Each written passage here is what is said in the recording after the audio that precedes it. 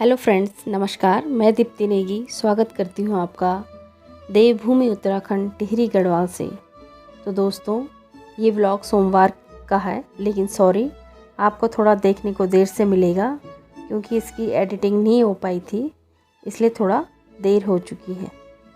तो दोस्तों, सोमवार के दिन हम गए थे अपने व्रत के दिन महादेव जी के मंदिर में, जो कि टिहरी से कुछ ही दूरी पर एक गांव है जसपुर, और वहाँ पे हैं गंगेश्वर महादेव जी का मंदिर।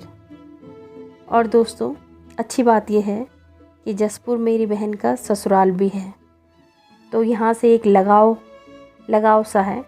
तो मैं यहाँ हमेशा जाती हूँ, हर साल सावन के महीने में एक सोमवार को मैं यहाँ मंदिर में जल चढ़ाने आती हूँ।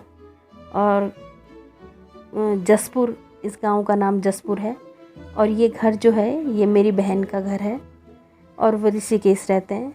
लेकिन अच्छी बात यह है दोस्तों कि वो घर आते जाते रहते हैं, और यहाँ पे उन्होंने अपनी सुविधा अनुसार सब कुछ कर रखा है। घर में सब्जी वगैरह भी बो रखी है इधर खेतों में, और पानी वगैरह सब कुछ लगा रखा है, तो वो घर आते जाते रहते हैं। और दोस्तों, आप लोग भी अपने घर आया जाया करें गाँव में। तो ये जसपुर का सुंदर नज़ारा, और वहाँ से झील के नज़ारे भी दिखते हैं। और दोस्तों, ये रास्ता है गंगेश्वर महादेव जी को जाने का। हम थोड़ा लेट गए थे, तब तक लोग आ चुके थे, तो ज़्यादा भीड़ नहीं थी। और ये रहे हमारे गंगेश्वर महादेव जी। प्राकृतिक नज़ारों के बीच में मंदिर, गांव की हरियाली के बीच में, बहुत ही सुंदर, बहुत ही अच्छा, मतलब मन खुश हो जाता है देखते ही,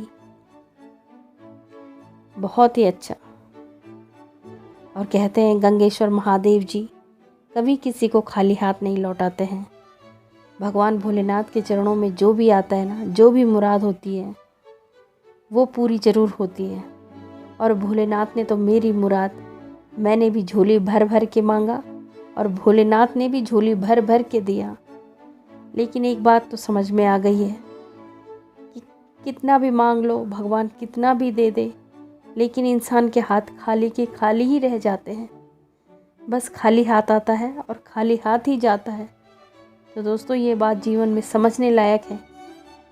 मैंने भोलेनाथ से कम पिछली बहुत साल पहले 4-5 मुरादें मांगी थी अपनी, और भोलेनाथ की कृपा से मेरी सारी मुरादें पूरी हुई। भगवान ने अपना वचन निभाया, लेकिन मैं अपना वचन नहीं निभा पाई। यही कहूँगी मैं, जो कुछ मैंने मांगा भोलेनाथ ने मुझे दिया, मेरी हर एक मुराद पूरी की। लेकिन फिर भी आज मुझे ये लगता है कि मेरे हाथ खाली ही रह गए।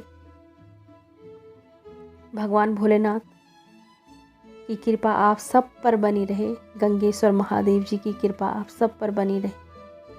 ये हैं जसपुर के गंगेश्वर महादेव जी, और यहाँ अगल बगल के गाँव से बहुत सारे लोग आते हैं जल चढ़ाने। और ये हमने भी अपना मत्था टेका भगवान गंगेश्वर महादेव जी के चरणों में। और इनकी महत्ता तो मैं खुद जानती हूँ। क्योंकि मैंने जो भी भोलेनाथ से मांगा वो भोलेनाथ ने मुझे दिया। और मैं कितनी अज्ञान थी ना प्रभु, क्या क्या मांगती रही। आप देते गए, लेकिन अंत में क्या मिलता है? कुछ भी नहीं।